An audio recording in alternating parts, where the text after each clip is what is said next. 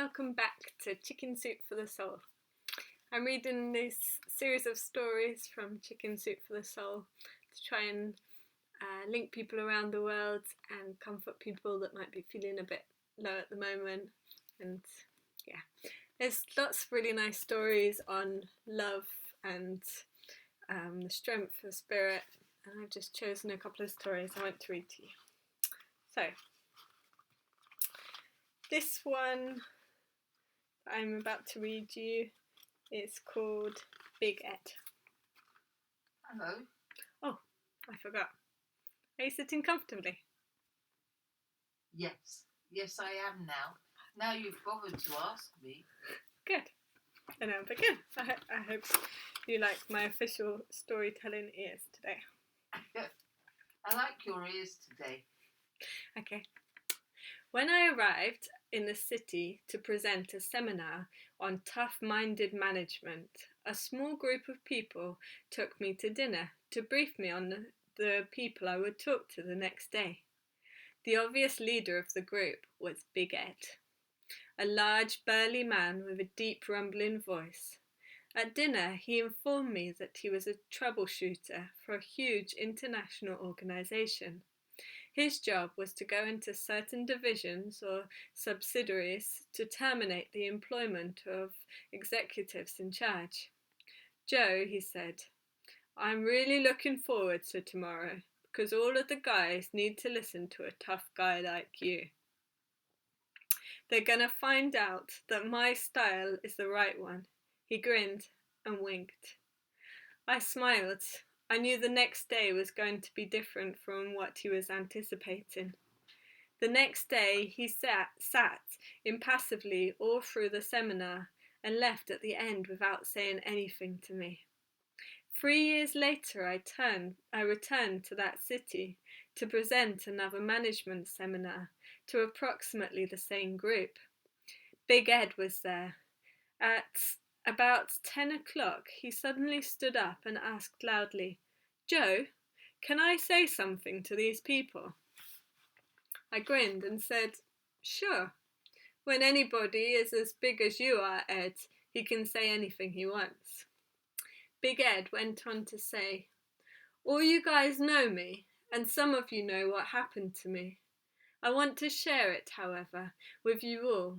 Joe, I think you'll appreciate it by the time I'm finished. When I heard you suggest that each of us, in order to become really tough-minded, needed to learn to tell those closest to us that we really loved them, I thought it was a bunch of sentimental garbage. I wondered what in the world that had to do with being tough. You had said toughness is like leather and hardness is like granite, that the tough mind is open, resilient, disciplined, and tenacious. But I couldn't see what love had to do with all of it. That night, as I sat across the living room from my wife, your words were still bugging me. What kind of courage would it take to tell my wife I loved her? Couldn't anybody do it? You had also said that it should be in the daylight and not in the bedroom.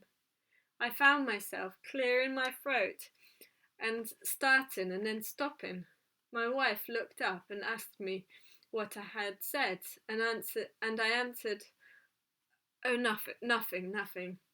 Then suddenly I got up, walked across the room nervously, pushed her newspaper aside and said, Alice, I love you. For a minute, she looked startled. Then the tears came from her eyes and she said softly, Ed, I love you too. But that is the first time in 25 years you've said it like that. We talked a while about how love, if there's enough of it, can dissolve all kinds of tensions. And suddenly I decided on the spur of the moment to call my oldest son in New York. We have never really communicated well. When I got him on the phone, I blurted out, Son, you're liable to think I'm drunk, but I'm not. I just thought I'd call you and tell you I love you. There was a pause at the end, and then I heard him say quietly, Dad, I guess I've known that, but it's sure good to hear it. I want you to know I love you too. We had a good chat, and then I called my youngest son in San Francisco.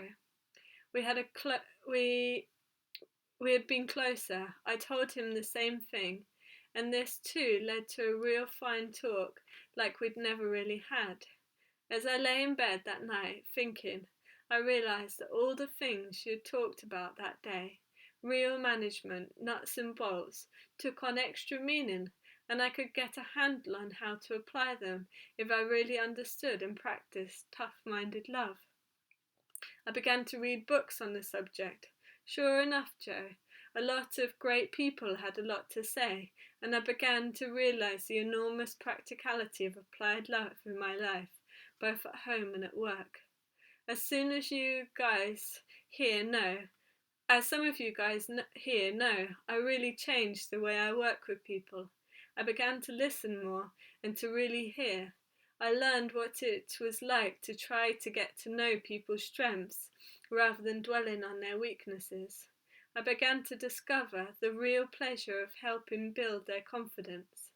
Maybe the most important thing of all was that I really began to understand that an excellent way to show love and respect for people was to expect them to use their strengths to meet objectives we had worked out together.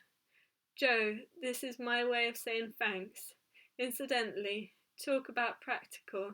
I'm now executive vice president of the company, and they call me a pivotal leader. Okay, you guys, now listen to this guy.